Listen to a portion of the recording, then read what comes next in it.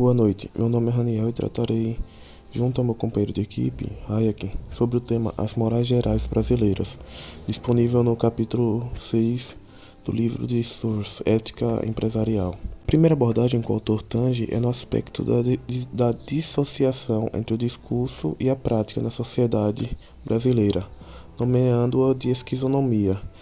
É tratado nesse subcapítulo, nomeado de O Formalismo e as Relações de Dependência, o chamado de jeitinho brasileiro, e mostra que, apesar das pessoas pregarem e promoverem o bem ou o moralismo, sempre estão procurando um jeitinho de driblar suas obrigações e deveres, e até mesmo convertê-los para roubos e subornos. Ele nos recomenda um filme intitulado de Central do Brasil, por tratar dessa questão da moralidade teórica e a imoralidade prática.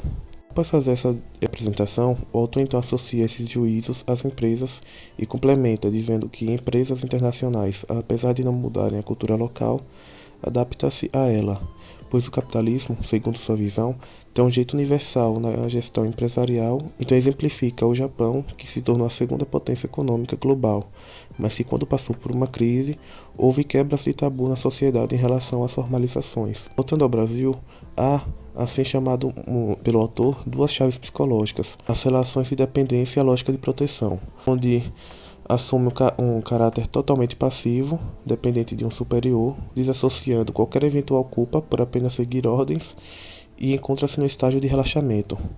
Daí então ele diz que isso é um típico caso de funcionário público, onde conta com a estabilidade a seu favor, diferente do empregado de empresa privada, que depende de seus resultados e empenho.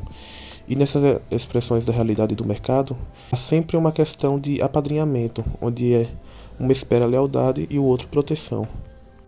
Inicia-se então o segundo subcapítulo, denominado de Alguns Traços da Cultura Brasileira.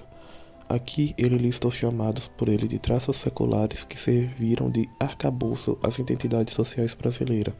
Algumas delas são a informalidade, a cordialidade, a afetividade, o peso estratégico das relações pessoais, a busca ansiosa por receber um tratamento personalizado, os privilégios exclusivos, a tradição de colher frutos sem plantar, o mandanismo, o clientelismo, o nepotismo, o fascínio por guias carismáticos, etc, etc. Há muito mais, sempre nesse aspecto de amar a si mesmo e amar ser amado. E complementa, abre aspas, devemos reconhecer que a sociedade brasileira autoritária, discriminatória, patriarcal, centralizadora, predatória e desperdiçadora espalha seus traços de maneira capilar nas organizações que a compõem. Fecha aspas. Por fim, para finalizar-me e meu colega dar continuidade, tratarei do terceiro subcapítulo denominado de, abre aspas, algumas preliminares, fecha aspas, pelo autor. Ele inicia de maneira bem duvidosa, em minha opinião. Apesar de acreditar que ele tenha dito isso de maneira figurativa, ainda assim foi expressado de mal maneira. Minha crítica em questão faz-se nesse trecho, abre aspas. Uma pesquisa empírica radiografou a cabeça do brasileiro e desembocou no clássico contraponto entre o Brasil arcaico e o Brasil moderno. Concluiu que o Brasil arcaico, da baixa escolaridade, apoia o jeitinho, fecha aspas, e daí dá sequência às más qualidades atribuídas. Achei estranho, claro, o fato de utilizar-se de uma suposta pesquisa sem registros e contrapor com juízos de valores duas formas de pensar.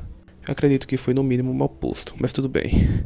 Dando sequência, ele joga resultados percentuais sobre pesquisas de moralidade e demonstra que o maior percentual de moralidade se dá por pessoas de baixa escolaridade. Dou a palavra agora ao meu companheiro de equipe.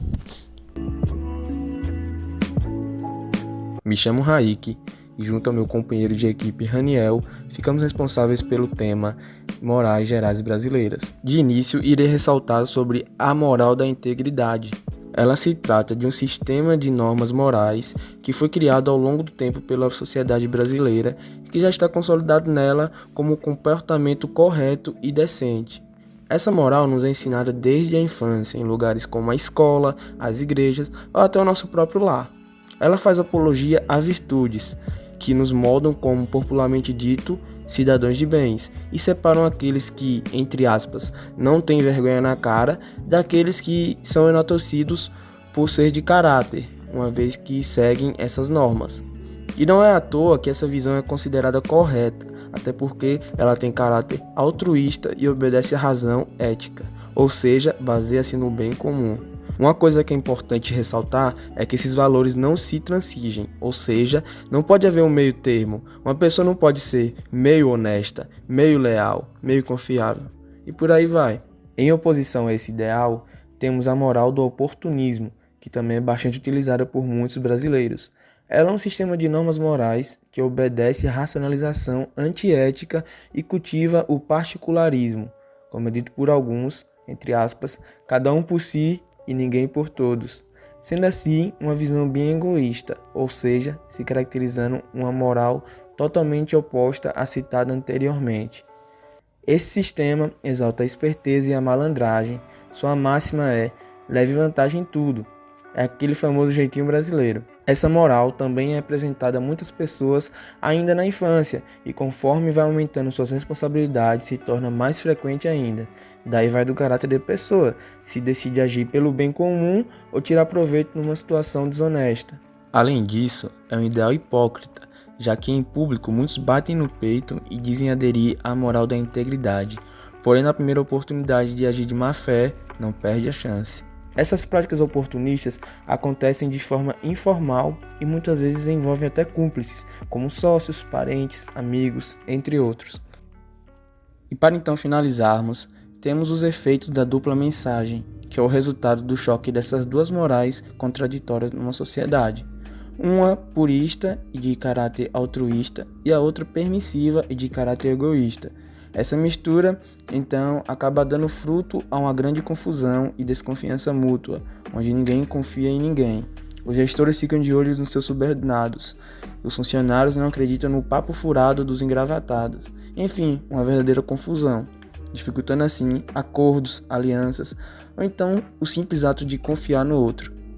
Com isso, finalizo nossa apresentação sobre o tema Morais Gerais Brasileiras. De fato, é um tema bastante importante a ser discutido, pois molda o caráter da nossa sociedade. Enfim, agradeço a atenção de todos. Até a próxima!